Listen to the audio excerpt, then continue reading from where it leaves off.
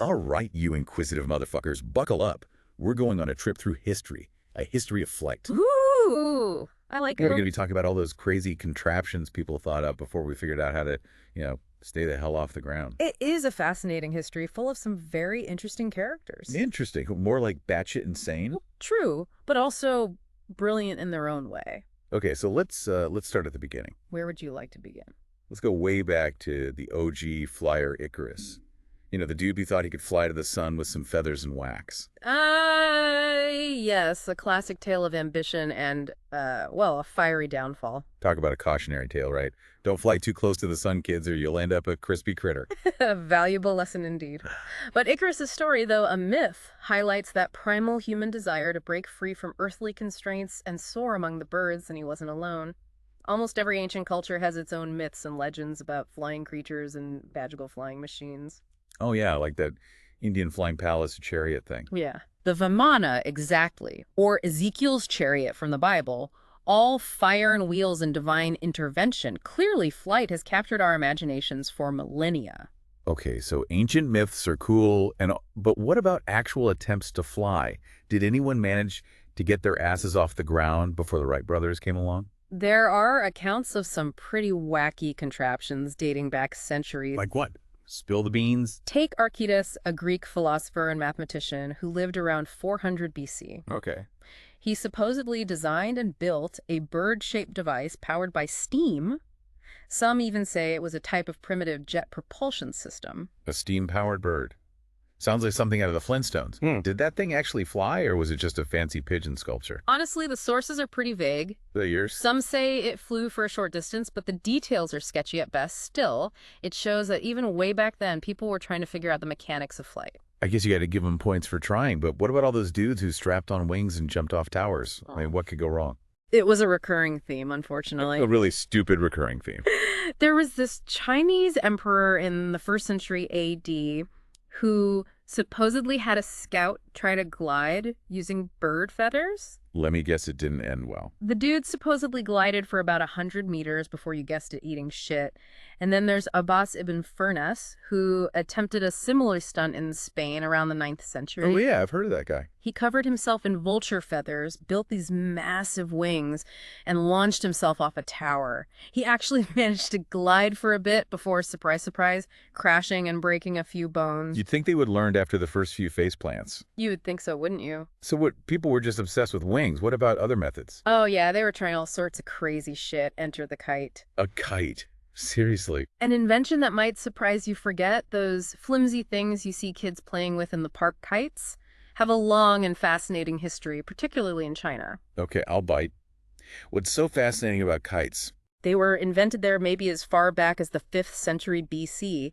And get this, they were used for military purposes. Military kites. You're telling me they weren't just for getting tangled in trees? Not just for kids' toys. They were used for all sorts of badass stuff. Measuring distances, testing wind conditions, signaling troops, and even lifting men for observation. Man-carrying kites. You're shitting me. It's true. There are accounts of them being used in both China and Japan, even as a form of punishment in some cases. Imagine being the poor sap strapped to a giant kite as punishment. I bet that would put the fear of God into you. No kidding. So kites were more than just kids' toys. They were actually pretty damn ingenious. What else were those clever bastards cooking up back then? Well, before we get to those first rickety airplanes, we got to talk about hot air balloons. You've probably seen those giant, colorful balloons floating across the sky. Oh, yeah, those things are cool. But did you know they've been around for centuries? Really? I thought they were a more modern invention. The Chinese were using them centuries ago. They called them sky lanterns and would launch these paper lanterns during festivals and celebrations. So those Chinese dudes were getting high on hot air before it was cool. Exactly. But in Europe, the credit for inventing the hot air balloon goes to the Montgolfier brothers. These guys were tinkering with all sorts of stuff, and in 1782, they managed to fly a balloon made of paper filled with hot air to a height of 300 meters. That's pretty impressive for the 1700s. But wait, I thought those early balloons were unmanned. Weren't they just sending animals up in those things? Well, at first, yes. Their first passengers were a sheep, a duck, and a chicken. A sheep, a duck, and a chicken. What the hell kind of Noah's Ark bullshit is that? Hey, They were pioneers, man. They wanted to see what would happen to living creatures at high altitudes before they risked their own necks. And guess what? The animals survived the trip, paving the way for the first manned hot air balloon flight a few months later. So the sheep, duck, and chicken were the first astronauts. In a way, yes. The Montgolfier brothers themselves took to the skies along with a brave passenger. Talk about balls of steel. Yeah. But hold on. Hot air wasn't the only gas they were messing with, right? You're thinking of hydrogen. Yeah, that shit's explosive as hell. It can be, but Jacques Charles, a French physicist, figured out how to use hydrogen safely for flight. He and a couple of craftsmen developed a gas-type material to make the balloon, and in December 1783, they made a successful manned flight, even going higher than the Montgolfiers, reaching around 550 meters. These early balloonists were some hardcore daredevils. Were they terrified of plummeting to their deaths? I'm sure they were, but that didn't stop them. These guys were driven by a thirst for exploration and discovery. They wanted to conquer the skies no matter the risk. And speaking of exploration, let's not forget the epic story of Jean-Pierre Blanchard and John Jeffreys, who crossed the English Channel in a hydrogen balloon in 1785. Crossing the English Channel in a balloon. Are you fucking kidding me? That's insane. What could possibly go wrong? Well, actually, the winds could change. The balloon could spring a leak. They could run out of fuel for their heater. Oh yeah, and they could explode in a giant fireball. That too, and unfortunately, a similar attempt in the opposite direction ended tragically. A balloonist named de Rosier tried to use a combination of hot air and hydrogen for a more controllable balloon, but a spark ignited the hydrogen and the whole thing went up in flames, killing him and his passenger. Jesus Christ, talk about a fiery death. Early aviation was one hell of a risky business. But back to those hot air balloons. Could they even steer those things? Or were they just floating around at the mercy of the wind? Not really. They were pretty much at the mercy of the wind, but that's where dirigibles come in. Dirigibles? What the hell are those? Think of them as steerable balloons or airships, basically elongated balloons with engines and rudders so you can control their direction like a blimp, you know? Ah, so they finally figured out how to put a leash on those giant floating sausages. Now that makes more sense. So who are the masterminds behind these steerable balloons? One of the earliest dirigibles was built by Henri Giffard in 1852. It was a non-rigid airship filled with, you guessed it, hydrogen. And powered by a steam engine, he managed to fly about 27 kilometers in it. A steam-powered blimp. Those 19th century engineers were some seriously imaginative motherfuckers. But were these dirigibles actually practical, or were they just fancy toys for rich guys? Not really practical. At first, they were fragile and not very durable, but in 1884, Charles Renard and Arthur Krebs built an electric-powered airship called La France. Hold up, electric-powered in 1884. Yes. They actually managed to fly a closed circuit in it, returning to their starting point after covering 8 kilometers. Those guys were ahead of their time. But let me guess, these airships were still pretty limited, right? You've got it. That is until Count Ferdinand von Zeppelin entered the scene. Yeah, Zeppelin, like the rock band. Not quite, but their name does come from him. Yeah. This guy was a German inventor who realized a rigid outer frame would allow for much larger airships. He founded the Zeppelin firm, and in 1900 they flew their first rigid airship, the LZ-1. And I'm guessing these Zeppelins were a bit more badass than those flimsy earlier airships. Oh, hell yeah. They were massive, could carry more weight, and became a symbol of technological progress. They were used for passenger travel and even bombing raids during World War I. So Zeppelins were like the flying cruise ships of their day. Pretty impressive. Yeah. But you mentioned another guy, Alberto Santos Dumont, who tells that dude. Santos Dumont was a Brazilian aviation pioneer who was obsessed with dirigibles. This guy just loved his balloons, huh? He designed, built, and flew some of the first practical dirigibles capable of routine controlled flight. He even won the prestigious Deutsche de la Meurthe Prize in 1901 by flying his dirigible No. 6 from St. Cloud around the Eiffel Tower and back to his starting point. So this guy was like the Richard Branson of dirigibles, flying around the Eiffel Tower in a giant balloon, winning prizes. Talk about living the high life. But let's be real, those balloons and blimps were cool and all, but they weren't exactly airplanes. So what about heavier than air machines? When did things start to get real in the quest for powered flight? That's where things get really interesting. We're talking gliders, parachutes, and eventually those first rickety airplanes that dared to take to the skies. But before we dive into all that, we've got to talk about a certain Renaissance man named Leonardo da Vinci. Hold up, Da Vinci. The Mona Lisa guy. The one and only. What the hell does he have to do with flying? This guy was a genius, a true polymath. He wasn't just an artist. He was an inventor, engineer, scientist, and architect, and you know what? He was obsessed with flight. You're telling me the guy who painted the Mona Lisa was also designing flying machines? He was way ahead of his time. He studied bird flight, meticulously analyzing its mechanics and aerodynamics. In fact, he even understood that for every action, there's an equal and opposite reaction, basically Newton's third law of motion centuries before Newton.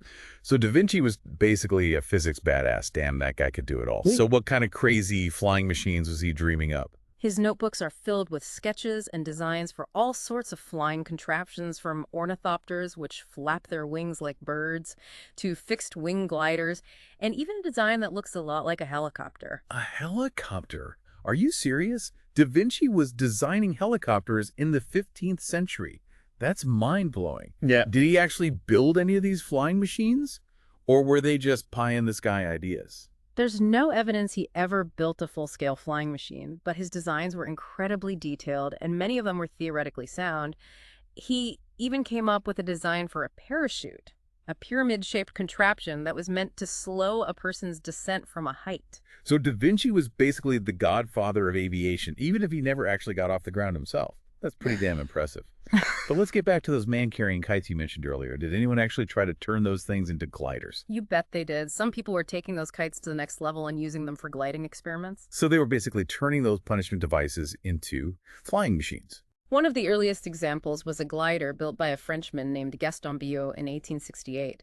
He used a chain of hexagonal kites strung together, and supposedly he was able to lift a man off the ground with it. Holy shit. So those kite gliders were actually starting to gain some altitude, but what about actual gliders, the kind that don't involve being strapped to a giant kite? There were some exciting developments happening there as well. One of the most important figures was Sir George Cayley, an English engineer and inventor who's considered the father of the airplane. Okay, now we're getting to the big leagues.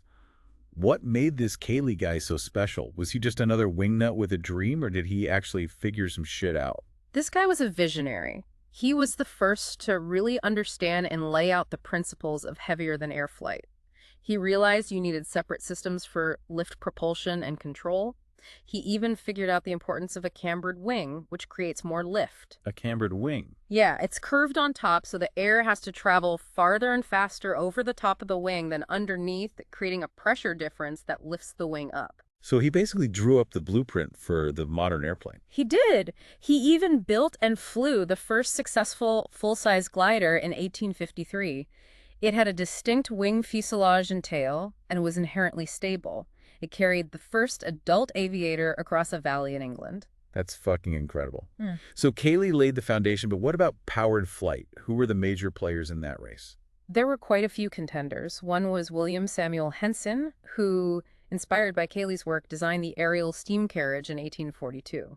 A steam-powered airplane. He envisioned a massive monoplane with a 150-foot wingspan powered by a steam engine driving two propellers. That sounds ridiculously ambitious. Did it actually work? Unfortunately, no, it never got off the ground. Another ambitious failure. So what about other attempts at steam-powered flight? Did anyone manage to get one of those clunky contraptions off the ground? There were a few who came close. In 1874, Félix du Temple, a French naval officer, actually managed to build a steam-powered monoplane that made a short hop. A hop, not a full-fledged flight. Not quite, but it was a significant achievement nonetheless. His monoplane was a large aircraft made of aluminum, and it managed to lift off under its own power after launching from a ramp. It glided for a short time and landed safely, making it the first successful powered hop in history. Okay, a hop is better than nothing. I'm sensing we're getting closer to actual sustained flight. Who else was making strides in the world of steam-powered aviation?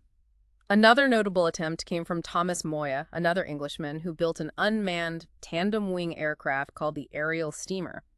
It was tested in 1875 and is considered by some to be the first steam-powered aircraft to have left the ground under its own power. So unmanned, but still a significant step right. It showed that steam power could potentially work for heavier-than-air flight. Exactly. It was a stepping stone proving that steam power, despite its limitations, held potential for heavier-than-air flight. Of course, there were still major challenges to overcome. And I'm guessing those challenges were pretty damn big. Steam engines were heavy, bulky, and not exactly known for their efficiency. So what happened next? Did anyone try a different type of engine? Or were they stuck with those clunky steam-powered contraptions? They were definitely exploring other options, but before we get to the internal combustion engine and the dawn of the airplane as we know it, we have to talk about gliders. And one name stands out in the history of gliders. Otto Lilienthal, a German engineer who was absolutely obsessed with bird flight. Lilienthal, that name rings a bell. Wasn't he the glider king? The guy who made those stunning photographs of himself flying? That's him. He meticulously studied bird flight, even publishing a book on the topic, and then he went and built a series of gliders to test his theories. He was the first person to make controlled, untethered glides routinely, and those photographs of him gliding through the air are iconic. Wait, there are actual photos of this guy gliding in the 1890s. That's insane. We're talking about a time when most people hadn't even seen a car yet. It was groundbreaking stuff. He became a global sensation, inspiring countless others to chase the dream of flight.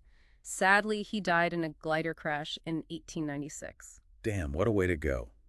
It's a shame he died doing what he loved, but at least his legacy lived on, so who else was making waves in the world of gliders? Well, there was Octave Chanute, an American engineer who was inspired by Lilienthal's work. He retired early to fund the development of several gliders, and along with his team, tested them rigorously at a beach in Indiana. They made significant progress in understanding how to control and stabilize these aircraft. So they were finally starting to figure out the whole stability and control thing that seems pretty damn important for not ending up as a pancake on the ground. Stability and control were crucial. And Chanute was obsessed with solving those problems. He meticulously documented his findings and shared his knowledge with other researchers worldwide, fostering collaboration and pushing the field forward. He was a true pioneer of open source aviation. It sounds like he was a real team player, sharing his knowledge and helping to advance the science of flight. So I'm guessing his work paved the way for those most famous flyers of all the Wright brothers. Absolutely. Chanute's contributions, along with the work of those who came before him, set the stage for the Wright brothers' historic achievement. All right, it's about time we get to the Wright brothers. Their story is legendary. But let's face it, most people only know the basics. So let's dive into the nitty-gritty of their story. What made them different from all the other dreamers and tinkerers who were trying to conquer the sky? These guys were meticulous, dedicated, and fiercely determined. They weren't just messing around in their backyard. They were conducting serious scientific research. They built their own wind tunnel to test wing designs, rigorously documented their findings, and learned from both the successes and failures of their predecessors. Okay, so they were more than just bicycle mechanics. They were like real-deal scientists. But how did they go from building bikes to building the world's first airplane? They were fascinated by the problem of flight, and they approached it with a systematic scientific mindset. They knew that before they could even think about powered flight, they had to master the art of control. Smart move. Seems like learning to control a death trap before adding an engine is a good way to, not die. Exactly. They spent years building and flying gliders, mastering the art of controlling these unstable contraptions in the air. So they were basically doing their homework and making sure they had the fundamentals down before they tried to take on the big leagues. What kind of gliders were they building? They built and tested 3 different gliders between 1900 and 1902. The first 2 weren't as efficient as they'd hoped, but they learned from those failures and used their wind tunnel data to build a 3rd glider that was a game changer. All right, so what was so special about this 3rd glider? Did it finally have autopilot and heated seats? It was the first manned, heavier-than-air flying machine that was mechanically controllable in all 3 axes, pitch, roll, and yaw. Oh, come again. That means they could control the aircraft's up and down movement, its side-to-side tilting, and its left and right turning. Think about that they cracked the code of flight control before they even had an engine. Damn, that's some next-level shit. Yeah. So they figured out the control thing with their gliders, but how the hell did they get a damn engine powerful enough to get one of those things off the ground? Did they steal it from a train or something? They didn't steal an engine. They designed and built their own lightweight internal combustion engine. And here's the kicker. It wasn't even that powerful. They only needed about 12 horsepower to get their flyer off the ground. Hold up, 12 horsepower? Yeah. My lawnmower has more horsepower than that. How the hell is that even possible? It's a testament to their genius. They used their wind tunnel data to design incredibly efficient propellers that maximize the power they had. They also took advantage of headwinds to help them take off, basically using the wind to their advantage. So they were working smarter, not harder. I gotta know, when did the magic actually happen? When did the Wright brothers finally achieve their dream and take to the skies? It all went down on December 17, 1903, at Kill Devil Hills, North Carolina. Kill Devil Hills. Sounds ominous. It was a cold, windy day, and they chose that location specifically for its consistent winds and soft, sandy terrain. They wanted ideal conditions for their first flight. Soft terrain for all those inevitable crashes. Sounds like they were planning for failure. Well, they did want to minimize the risk of serious injury during those early test flights, but more importantly, they were confident in their design, they'd done their homework, tested everything rigorously, and they were ready to make history. So talk me through that first flight. What was it like? Were there fireworks and a marching band? No fireworks or marching bands, but it was still a momentous occasion. Orville was the first to take the controls. He lay prone on the lower wing of the flyer, with the engine running and the propeller spinning with Wilbur running alongside to steady the wings. The flyer lifted off the ground and stayed aloft for a mere 12 seconds, covering a distance of 120 feet. 12 seconds. That's it. It doesn't sound like much, but those 12 seconds changed the world. It was the first sustained, controlled, powered, heavier-than-air manned flight in history, and it was just the beginning. They made 4 flights that day, each one longer than the last. Wilbur even managed to stay aloft for 59 seconds, covering a distance of 852 feet. Holy shit, those crazy bastards actually did it. They defied gravity and achieved what so many had dreamed of for centuries. But let's be real, the story doesn't end there, does it? They didn't just make one flight and call it a day, right? You're absolutely right. The first flight was just the beginning. They spent the next few years refining their designs, building new and improved flyers, testing them rigorously, and pushing the boundaries of what was possible. So they went from a 12-second hop to actually flying. Damn, that's dedication. But what happened to all those other guys who were trying to build flying machines? Did they just give up after the Wright brothers stole the show? Some did, but others kept at it. Remember Gustav Whitehead, the guy who claimed to have flown before the Wrights? Well, he kept tinkering away, trying to prove his claims. What about that Smithsonian guy, Langley? Didn't he get pretty close to beating the Wrights? Samuel Pierpont Langley was a serious contender. He actually flew a successful unmanned steam-powered model aircraft in 1896. But his attempts to build a full-scale manned version ended in disaster. His aerodrome crashed twice in late 1903, just days before the Wright brothers' success. Damn, talk about bad timing. So the Wright brothers were the undisputed champions of the skies. But after they proved it was possible, did aviation just take off from there, or were there still a few bumps in the road? It definitely took off, but there were still plenty of challenges to overcome. For one thing, those early airplane engines were pretty damn unreliable. They were prone to overheating, catching fire, and generally crapping out at the worst possible time. So those early aviators were basically flying around and ticking time bombs. That takes some serious balls. It did. But despite the risks, aviation was advancing at an incredible pace. People were experimenting with all sorts of crazy designs, from monoplanes to biplanes to even triplanes and quadruplanes. They were trying to figure out how to make these things stable, controllable, and efficient. It was a wild time to be alive. Triplanes, quadruplanes. Were Yeah. they just throwing shit at the wall and seeing what stuck? There was a lot of trial and error in those early days, but some of those designs were pretty innovative, pushing the boundaries of what people thought was possible. So they were basically making it up as they went along. Yeah. That's crazy. But what about the whole biplane versus monoplane debate? Which one was better? Did they ever figure that shit out? Both designs had their pros and cons. Biplanes, with their 2 wings stacked one above the other, were inherently stronger and more stable, but they were also less efficient because of the drag created by all those struts and wires.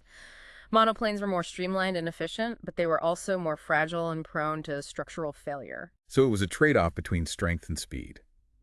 Sounds like a tough choice. Did anyone try to combine the best of both worlds? They did. One notable example was the Debordisson monoplane, which used a system of internal bracing to give the wings strength and rigidity without the need for external struts.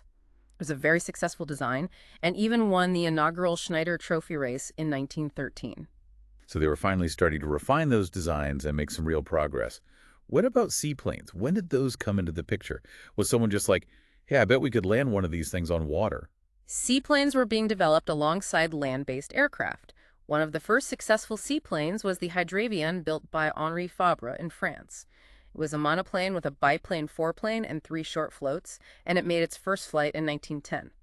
Landing a plane on water seems like it would be 1,000 times harder than landing on solid ground. It definitely had its own set of challenges. One of the main problems was suction. As the plane picked up speed on the water, it would create this suction effect that made it difficult to take off. But those clever engineers eventually figured out that they needed a step on the bottom of the hull to break the suction and allow the plane to lift off. Ingenious.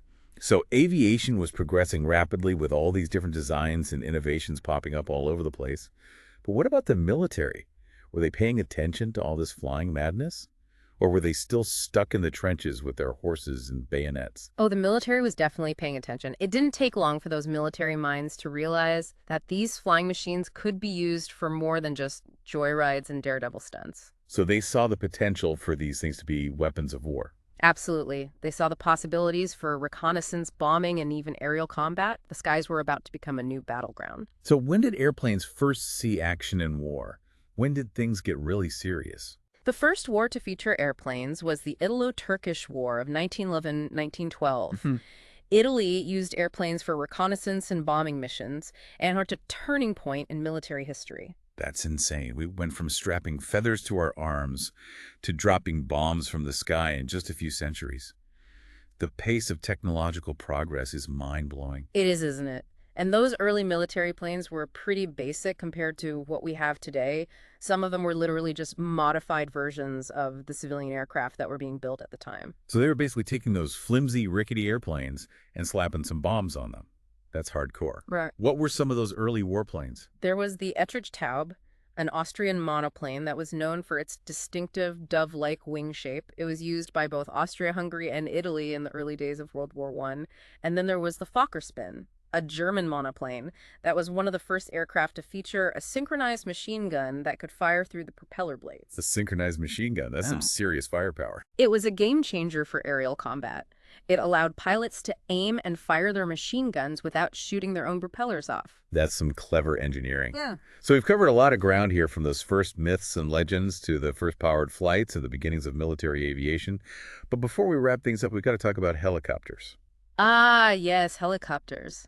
Those whirly-birds that seem to defy gravity, they were being developed alongside airplanes, and some of the early pioneers were working on both types of aircraft. So who are the key players in the early development of helicopters? Was it the same cast of characters, or were there some new mad scientists on the scene? There were some familiar faces and some new ones. One of the earliest pioneers was Paul Cornu, a French engineer who managed to build and fly a helicopter in 1907. It wasn't much of a flight. He only managed to lift off the ground for about 20 seconds. But it was the first free flight of a manned rotary-winged aircraft. 20 seconds in the air. That's barely enough time to take a selfie, but I bet it was a wild 20 seconds. I'm sure it was. Around the same time, the Breguet brothers in France were also experimenting with helicopters.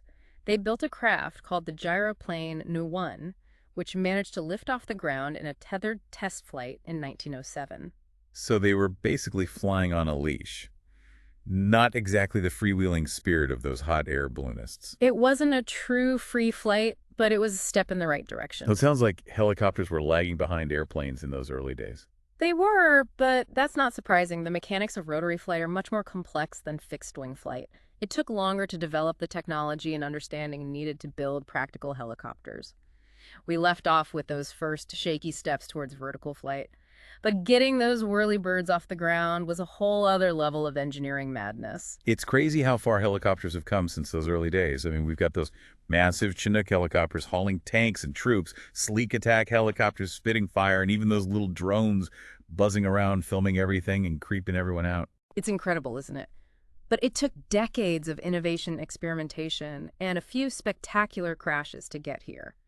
Those early helicopter pioneers were tackling some serious engineering challenges. Yeah, spinning blades, complex rotors, figuring out how to control those things in 3 dimensions. It's mind-boggling.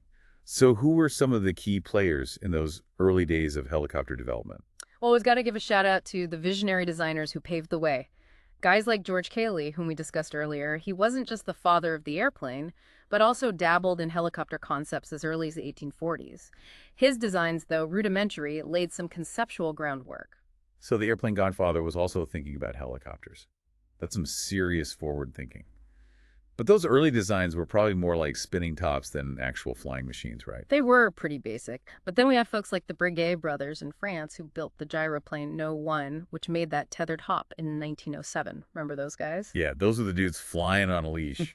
Not exactly setting the world on fire, but hey, got to start somewhere, right? Yeah. Exactly. Progress takes time, especially with something as complex as rotary-winged flight. And speaking of progress, let's talk about Paul Cornu, the French engineer, who achieved the first free flight of a manned helicopter in 1907. Yeah, that 20-second wonder. It must have been a hell of a ride. But were those early helicopters even remotely practical?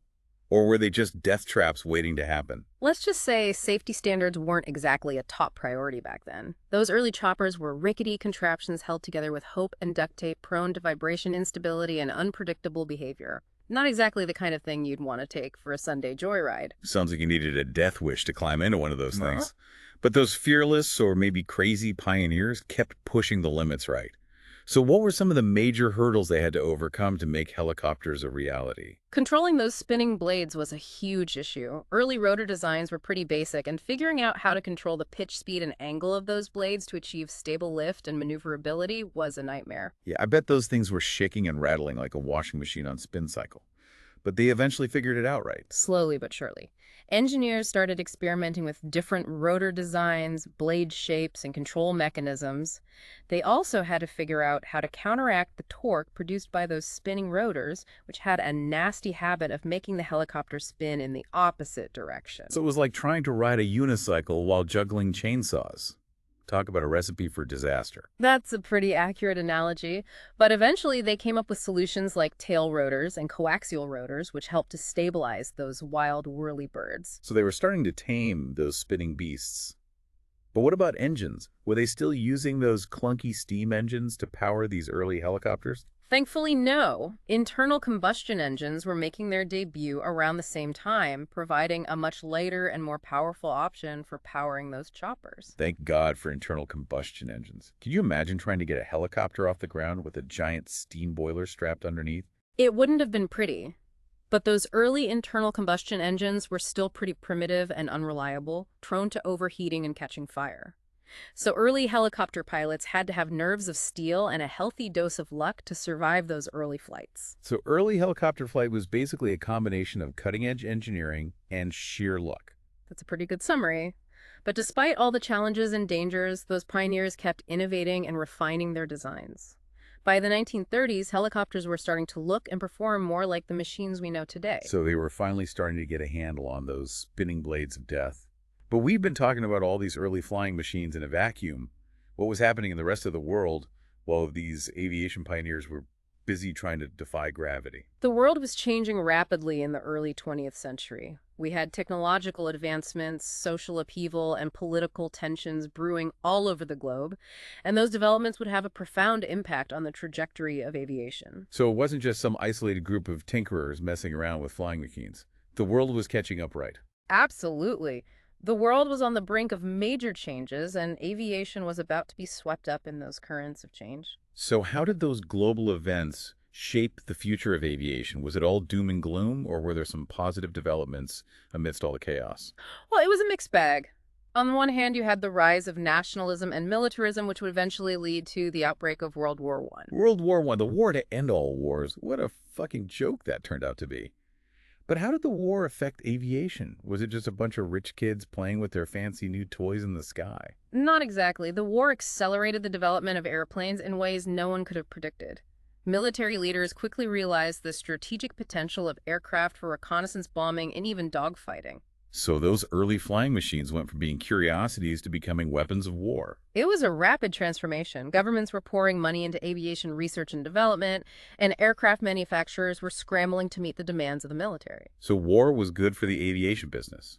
Talk about a fucked up irony. It was a classic case of necessity being the mother of invention. The war created this intense demand for better, faster, and more deadly aircraft, and that spurred a wave of innovation. So what kind of crazy flying machines did they come up with during the war? Were they strapping machine guns to those rickety biplanes and calling it a day? They were definitely getting more creative than that. Early warplanes were often modified civilian aircraft, but as the war progressed, specialized designs emerged. You had fighters like the Sopwith Camel, known for its maneuverability in dogfights. Off with Camel. Yeah. Sounds more like a fancy tea party than a warplane. But don't let the name fool you. It was a formidable fighting machine. It was responsible for downing more enemy aircraft than any other British fighter during the war. Damn, that's impressive. So they were starting to build some serious killing machines. What about bombers? Were they just checking grenades out the windows or something? They were getting more sophisticated than that. The Germans were early adopters of strategic bombing, using airships like the Zeppelin to bomb London and other British cities. Zeppelins raining bombs on London. That's some terrifying shit. It was. Those Zeppelins could carry a significant payload of bombs, and those raids caused widespread panic and destruction. I bet they did. But weren't those Zeppelins pretty vulnerable to attack? They're basically giant flammable gas bags, right? They were. They were slow, lumbering targets. And as fighter aircraft and anti-aircraft defenses improved, they became increasingly vulnerable. So they were sitting ducks. But what about airplanes as bombers? Were they using those too? Yes. Airplanes were also being used for bombing missions, and they were becoming increasingly effective as the war progressed. Bomb sites were improved, bomb payloads increased, and aircraft designs evolved to carry heavier loads and fly farther. So the skies were becoming a real battleground with dogfights, bombing raids, and all sorts of crazy aerial maneuvers. What a wild time to be alive. But all that fighting must have taken a toll on those pilots. I mean, were they just throwing any old Joe Schmo into the cockpit and sending off to war? Not exactly. The war created a desperate need for skilled pilots, and military aviation training programs sprang up all over the world. So they were turning those daredevils and barnstormers into disciplined soldiers of the sky. Essentially, those early pilots had to be incredibly skilled and courageous. They were flying in flimsy aircraft, often in terrible weather conditions, facing enemy fire and dealing with mechanical failures on a regular basis. Yeah, it must have taken a special kind of crazy to climb into one of those cockpits and face those odds. But those pilots were also pushing the limits of aviation, developing new tactics and techniques for aerial combat. They were pioneers in a new kind of warfare, and their experiences would shape the future of military aviation for decades to come. So those early pilots were both heroes and daredevils, shaping the future of aviation while facing incredible danger. But what about the technological advancements during the war? Did those have a lasting impact on airplane design? Absolutely. The war accelerated the development of new technologies and materials that would revolutionize aircraft design. Engines became more powerful and reliable, airframes became lighter and stronger, and aerodynamic designs were refined for greater speed and maneuverability. So those clunky, unreliable flying machines were evolving into sleeker, more powerful, and deadly weapons of war. It's fascinating how war can drive technological progress, but it's also pretty damn terrifying. So the war ended, but the advancements in aviation didn't stop there, right? The end of the war marked the beginning of a new era for aviation. Those wartime innovations were quickly adapted for civilian use, leading to a boom in commercial aviation. And that's where things get really interesting. So those warplanes were about to become passenger planes. Talk about a change of scenery. But before we dive into the glamorous world of commercial aviation, let's take a quick break. We'll be right back with more Deep Dive. We're back and ready to wrap up this wild ride through the history of flying machines. We've seen those crazy contraptions, the daring pioneers, and the insane advancements that turned those rickety death traps into the sleek flying machines we know and love today. But we left off on the cusp of a new era, the rise of commercial aviation.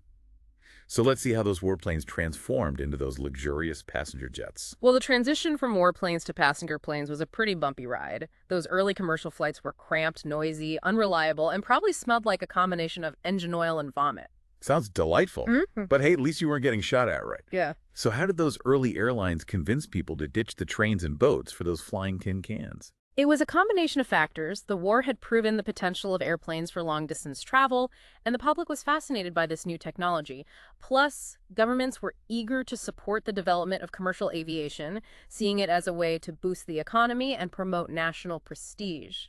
So it was a mix of public fascination, government support, and a healthy dose of, hey, we just fought a war and have all these extra planes lying around. What the hell? Let's try to make some money off them. That's a pretty accurate assessment. But it wasn't just about repurposing old warplanes. Those early airline entrepreneurs and engineers were constantly innovating, improving designs, and pushing the boundaries of what was possible. So those early commercial planes were more than just glorified bombers with comfy seats. What kind of advancements were they making? They were making huge strides in areas like engine reliability, passenger comfort, and aerodynamic efficiency. Those early planes were still pretty rickety, but they were getting better all the time. So those early passengers were basically guinea pigs, helping to test out those new designs. Talk about a leap of faith. Yeah. What about safety? I mean, those early airplanes were basically held together with prayers and duct tape, right? Safety was definitely a concern back then, but it wasn't always a top priority. Those early airlines were more focused on speed efficiency and profitability. And let's face it, flying was still a risky business. Yeah, it wasn't exactly like hopping on a Southwest flight with free peanuts and a bag of pretzels, but people were willing to take the risk right. Right. What was the allure of those early commercial flights? The allure was the promise of speed adventure, and a glimpse into the future flying was glamorous, exciting, and a symbol of progress and technological achievement. So it was like the Concorde of its day, a way for the rich and famous to show off their status and travel in style. Not exactly. Those early commercial flights were still pretty expensive, but they were becoming more accessible to the average person. The middle class was starting to catch the flying bug, and airlines were eager to cater to this growing market. So flying was going mainstream. But what were some of those iconic early commercial planes? Were we talking Ford Trimotors and those big lumbering flying boats? You got it. The Ford Trimotor, nicknamed the Tin Goose, was a workhorse of early commercial aviation. It was reliable, sturdy, and could carry a decent number of passengers. Sounds like the minivan of the skies. But what about those flying boats? Those things look like something out of a James Bond movie. Those flying boats were amazing feats of engineering. They were massive, luxurious, and could travel long distances over water. They were the epitome of transoceanic travel in the 1930s. So they were like the cruise ships of the skies. Champagne caviar and maybe a few stowaway spies lurking in the shadows. But those flying boats were pretty niche, right? What about those land-based planes? Were they getting any more comfortable? Comfort was becoming a priority as airlines competed for passengers. Those early planes were still pretty noisy and cramped, but they were starting to offer amenities like reclining seats, heating, and even in-flight meals. So they were finally figuring out that people didn't want to be treated like cattle in a cargo hold. Yeah. But what about safety? Were those planes getting any less likely to crash and burn? Safety was still a work in progress, but significant advancements were being made. Engines were becoming more reliable, navigation systems were improving, and pilots were getting better training. So flying was becoming less of a death-defying stunt and more of a viable mode of transportation. But we haven't talked much about helicopters in the commercial world. Were those whirlybirds just military toys, or did they have any practical applications? Helicopters were still in their early stages of development, but their potential was becoming apparent. They were being used for things like aerial photography, crop dusting, and even air ambulance services. So those choppers were finally starting to find their niche. From dropping bombs to saving lives, talk about a career change. But let's fast forward a bit. World War II must have had a huge impact on aviation, right? Sure. Just like the First War, it probably accelerated technological advancements like crazy. You're absolutely right. World War II was another game changer for aviation. The war effort demanded even greater advancements in aircraft design, engine technology, and materials science. So it's like a global aviation arms race. Yeah. What kind of crazy shit were they coming up with during World War II? The war saw the emergence of iconic aircraft like the Supermarine Spitfire, a British fighter known for its speed and agility, and the B-17 Flying Fortress, an American bomber that could carry a massive payload of bombs. Those names are legendary. Spitfire, Flying Fortress, they don't mess around with those nicknames. Yeah. But the real revolution came after the war, right? The jet engine. That was the game changer that transformed aviation forever. The jet engine was a technological marvel that ushered in the age of high-speed, high-altitude flight. It opened up a whole new world of possibilities for both military and civilian aviation. So those propeller-driven planes were about to become obsolete. It's like going from a horse-drawn carriage to a Ferrari. The transition wasn't immediate, but the jet engine changed the game forever. Commercial airlines quickly adopted jet technology, leading to the development of iconic passenger jets like the Boeing 707 and the Douglas DC-8. Those were the planes that made international travel accessible to the masses? Suddenly, you could fly across the Atlantic in a matter of hours instead of days. It was a revolution in travel. And the advancements didn't stop there. Aircraft designs continued to evolve. Engines became more powerful and fuel efficient, and avionics systems became increasingly sophisticated. So those luxurious, comfortable, and relatively safe airliners we fly in today are the result of over a century of innovation, experimentation, and a whole lot of blood, sweat, and tears. Yeah. It's a pretty damn impressive legacy, isn't it? It is. It's an incredible story of human ingenuity, perseverance, and the relentless pursuit of a dream, the dream of conquering the skies. And that, my friends, is the story of early flying machines. From those first mythical flights to those sleek modern jets. It's been a wild ride. We've seen daring pioneers, brilliant engineers, and a relentless drive to push the limits of what's possible, and who knows what the future holds. Maybe one of you listening will be the next aviation pioneer developing the next game-changing technology that will revolutionize how we fly. So keep your heads in the clouds and your feet on the ground, or maybe not go out there and chase those flying dreams. Thanks for tuning in. We'll catch you next time on The Deep Dive.